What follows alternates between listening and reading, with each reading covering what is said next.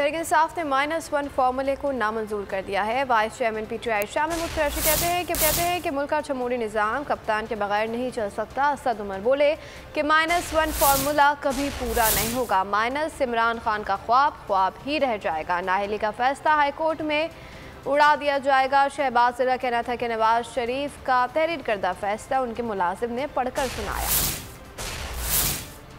अगर इनका ख्याल है कि मुल्क में जमहूरी निज़ाम इमरान खान के बगैर चल सकता है तो इनकी गलतफहमी है।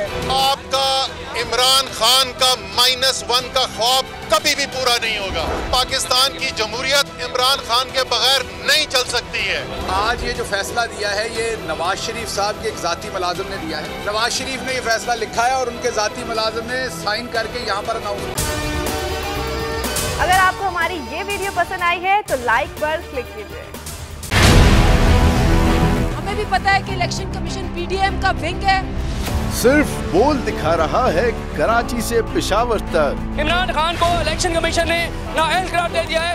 मुल्कगीर एहतजाज बराह रास्त। देखते रहिए बोल। सबसे ज्यादा व्यूज, सबसे ज्यादा रील्स और सबसे ज्यादा रेटिंग के साथ बोल अब भी नंबर 1 पोजीशन पर बरकरार। सब्सक्राइब करें और बेल दबाएं ताकि कोई खबर रह न जाए।